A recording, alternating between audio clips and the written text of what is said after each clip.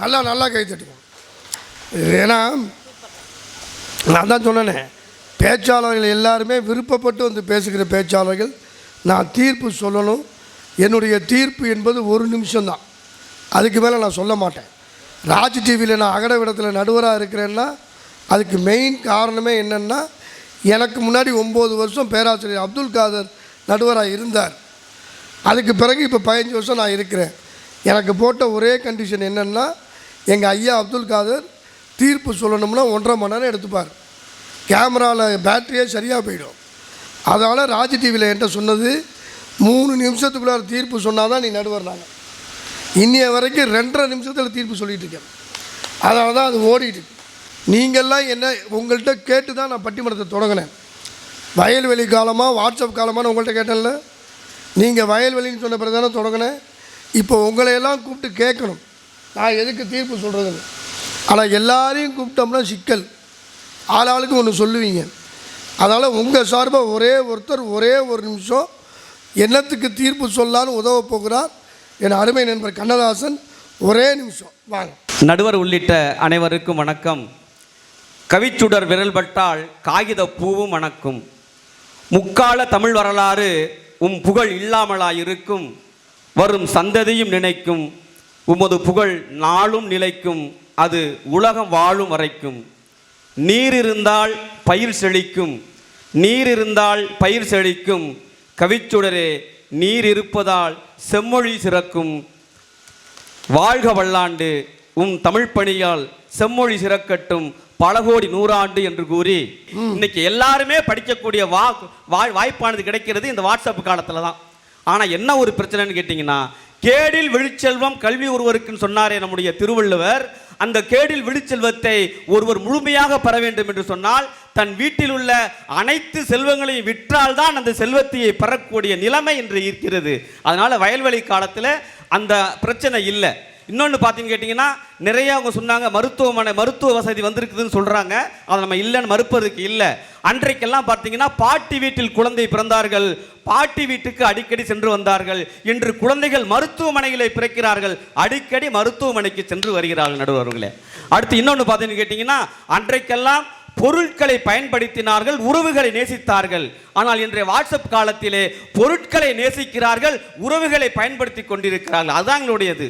இன்னும் நிறைய விஞ்ஞான பொருள்லாம் சொன்னாங்க, அந்த பொருள் இந்த பொருள் இருக்குன்னா. ஆனால் அந்த விஞ்ஞான பொருள்களையும் பற்றி எங்களுடைய பாடல் 2 வரி சொல்ற நடுவில் அந்த காலத்தில் 1950 வந்துருச்சு. விஞ்ஞானத்தை வளர்க்க போறண்டி, மேனாண்டார விருந்து களைச்சு காட்ட போறண்டி, தஞ்சாவூர் இறச்சி தலைகீழா பாட்ட படிச்சு பொஞ்சாதி புருஷன் இல்லாம பிள்ளையும் குட்டையும் பிறக்குறாப்புல. விஞ்ஞானத்தை வளர்க்க போறண்டி, மேனாண்டார விருந்து களைச்சு காட்ட போறண்டி.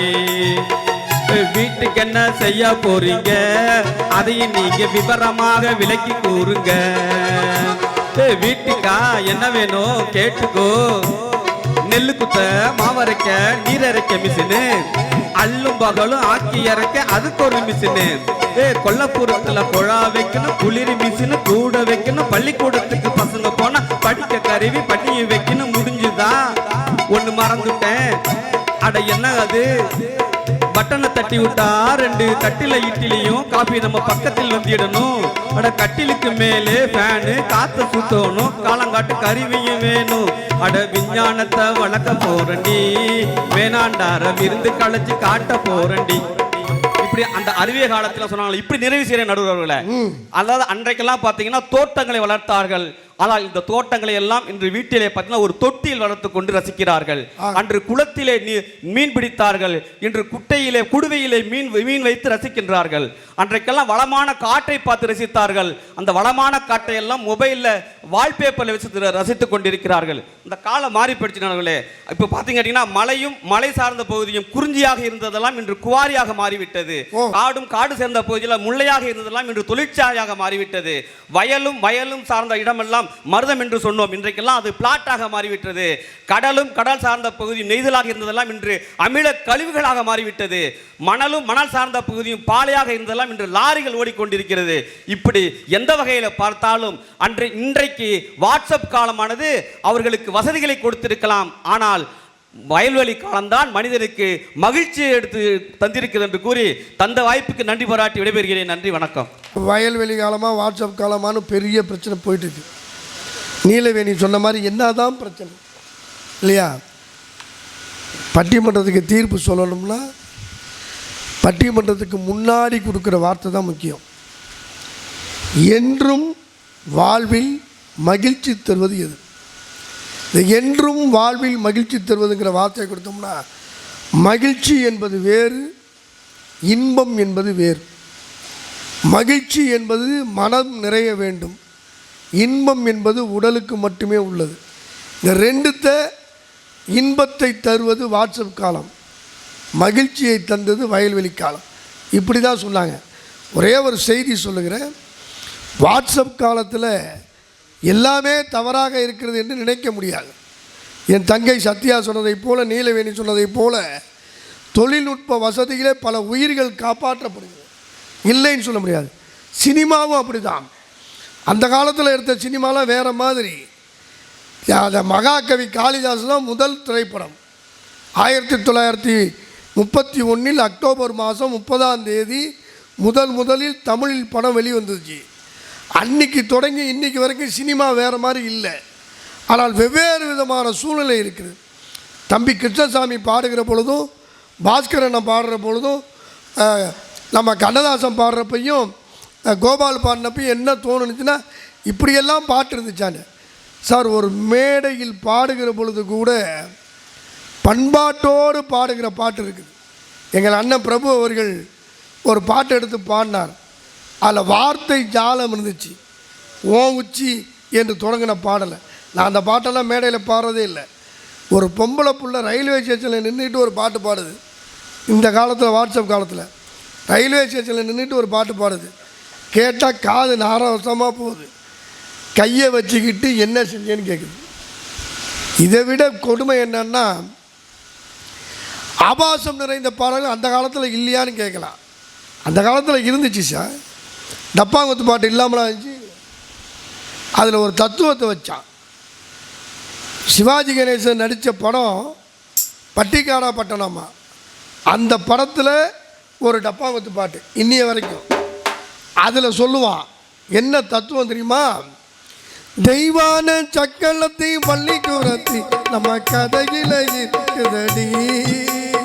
தெய்வான சக்கலத்தை பள்ளிக்கூடத்தி நம்ம கதையில இருக்குதடி. சிங்கார மதுரையில் வெள்ளையம்மா கதை தினம் தினம் நடக்குதடி. தப்பாமல் நான் உன்னை சிலை எடுப்பேன், உன்னுக்குள்ளாக இருக்கட்டுமே. என் கண்ணு என் மூக்கு கண்ணம்மா கல்யாண ஊர்கோலமே. போடு பிப்பி பீட்டும் டும் டும் பிப்பி டும் பிப்பி பீடும் டும் டும் போடு பிப்பி டும் டும் பிப்பி பிப்பி பாட்டு பாட்டு தான் ஒரு ரீசன் வச்சா. இப்போ இருக்கிற பாட்டில் இருக்கானா இல்லை. காதலை பற்றி சொன்னாங்க. காதலை பற்றி இந்த காலத்தில் எழுதுகிற மாதிரிலாம் பாட்டு எழுத முடியாது. இது அந்தோனியார் கோயில். பெரியோர்களே, காதலை பற்றி மேடையில் பேசலாம்னா பேசலாம். ஏன்? காதலுக்கே தனி அடையாளம் கொடுத்தது வாட்ஸ்அப் காலம். விழியில் விழுந்து இதயம் நுழைந்து உயிரில் கலந்த உறவு தான். இரவும் பகலும் உரசிக்கொள்ளும் அந்தி பொழுதில் வந்துவிடு. அலைகள் உரசும் கரையில் நிறுத்தி உயிரை திருப்பி தந்து விடலாம். இதை மாதிரியெல்லாம் கவிதை எழுதுகிறதுக்கான வாய்ப்பு அந்த காலத்தில் இருந்துச்சானா அதை விட தாண்டி இருந்துச்சு. கிருஷ்ணசாமி எப்போதும் பாடுவான். ஒரே ஒரு செய்தி சொல்கிறேன். கவிதையிலேயே மிகப்பெரிய கவிதை எது தெரியுமா? உணர்ச்சியை சொல்வது கவிதை அல்ல, மனிதனின் உணர்வை சொல்வது கவிதை.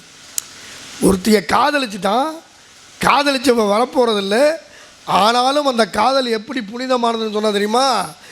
எங்கே என் காலம் எல்லாம் முடிந்து விட்டாலும் இரவினிலே முதுமையை நான் அடைந்து விட்டாலும், எங்கே உன் காலம் எல்லாம் முடிந்து விட்டாலும் இரவினிலே முதுமையை தான் அடைந்து விட்டாலும், மங்கை உன்னை தொட்டவுடன்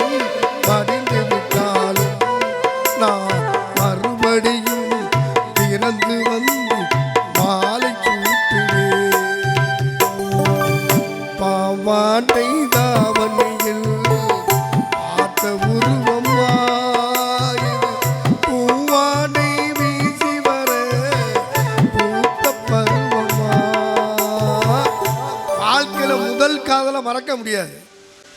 அண்ணன் இருக்கிறதுக்காக சொல்கிறேன். ஆனந்த விகடனில் காதல் படிக்கட்டுகள்னு ஒரு தொடர் வந்துச்சு. அந்த தொடரை நிறைவு செய்தவர் கலைஞர். அவர் திருவாரூர் கமலாலய குளத்தில் டைப்ரைட்டிங் இன்ஸ்டியூட்டில் படித்த ஒரு பொண்ணை காதலிச்சதெல்லாம் எழுதிட்டு கடைசியாக அந்த பொண்ணோட பேர் என்னன்னு கேட்டாங்க.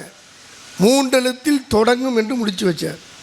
அப்போ காதல் அழிவதில்லை, காதல் மாறுவதும் இல்லை. அந்த காலத்து காதல் இந்த காலத்து காதல் இல்லை, காதல் காதல் தான். அதே மாதிரி இறை தத்துவங்களை சொன்ன பொழுது, பெரியோர்களே, வருடா வருடம் உங்களை நான் எப்படியாவது சந்திப்பேன். எப்படி தெரியுமா? இங்கிருந்து புறப்பட்டு நீங்கள் எங்களுடைய வேளாங்கண்ணி திருத்தலத்துக்கு பாத யாத்திரையாக வருகிறீர்களே, உங்களுக்காக சொல்லுகிறேன், அன்னை வேளாங்கண்ணி மாதா திருத்தலத்தை இந்த மக்கள் மத்தியிலே கொண்டு போய் சேர்த்த பெருமை ஒரு திரைப்படத்துக்குத்தான் உண்டு. மறந்து போயிடாதீங்க. ஒரு முடவனுக்கு தீர்த்ததும் அந்த தாய் அந்த பால் கொண்டு போய் கொடுத்த அந்த காட்சியெல்லாம் கதைகளாக இருந்தது. அதை கண்ணிலே கொண்டு போய் நிறுத்திய பிறகுதான் அன்னை வேளாங்கண்ணி. இதனால் வேளாங்கண்ணி மாதாவுக்கு புகழ் அல்ல, ஆனால் வேளாங்கண்ணி என்ற திருத்தலத்தை பெருந்தலமாக மாற்றியது ஒரு சினிமா.